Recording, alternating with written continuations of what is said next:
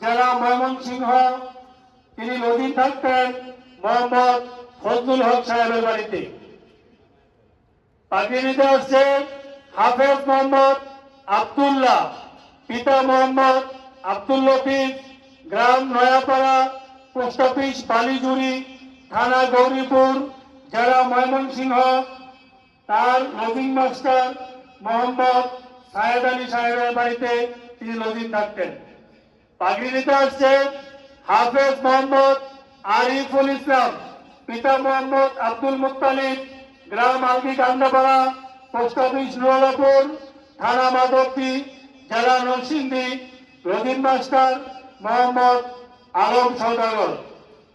পাগড়ি নিতে আসছে হাফেজ মোহাম্মদ সাদিকুর রহমান, পিতা মোহাম্মদ রফিকুল ইসলাম, গ্রাম গোবিন্দপুর, পোস্ট অফিস গাবতলা, থানা ধুবাউড়া, জেলা ময়মনসিংহ। Lodging master Mohammad Abdur Rashid. পাগড়ি নিতে আসছে হাফেজ মোহাম্মদ মাসুম বিল্লাহ, পিতা মোহাম্মদ ওসমান গনি, গ্রাম গোবিন্দপুর, পোস্ট অফিস গৌতলা, থানা ধুবাউড়া, জেলা ময়মনসিংহ। Lodging master Mohammad Jasim Uddin.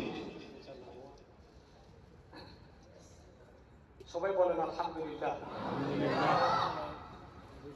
আমি কিন্তু আপনাদেরকে সাল্লাল্লাহু আলাইহি ওয়াসাল্লামের হাদিস থেকে জান্নাতের সার্টিফিকেট দিয়েছি।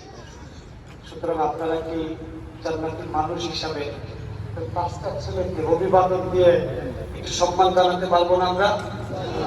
দেখি নারায়ে তাকবীর, নারায়ে তাকবীর, নারায়ে তাকবীর। ওরা হচ্ছে আপনাদের এই এলাকার জন্য আগামী শ্রেষ্ঠ রহমত।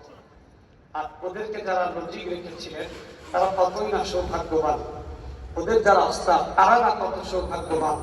আপনারা এলাকাবাসীতে কত সৌভাগ্যবান। আল্লাহ যদি জান্নাত দিতে চায় পাঁচজনের ওসিলায় সবাইকে জান্নাত দিতে পারেন কি পারেন না? পয়গম্বরের একটা হাদিস শুনে মোনাজাত দেব সাল্লাল্লাহু আলাইহি ওয়াসাল্লাম বলেছেন যে এলাকাতে একজন আলেম হাফেজে কোরআন থাকে, তারা চাইলে একদম নিশ্চিত নির্বিচ্ছিন্ন যাদের উপরে জাহান্নাম ওয়াজিব হয়েছে এবং যাদেরকে শিকল বেঁধে জাহান্নামে নিয়ে যাওয়া হচ্ছে এমন কমপক্ষে 40 জনকে তারা জান্নাতে সুপারিশ করতে পারবে।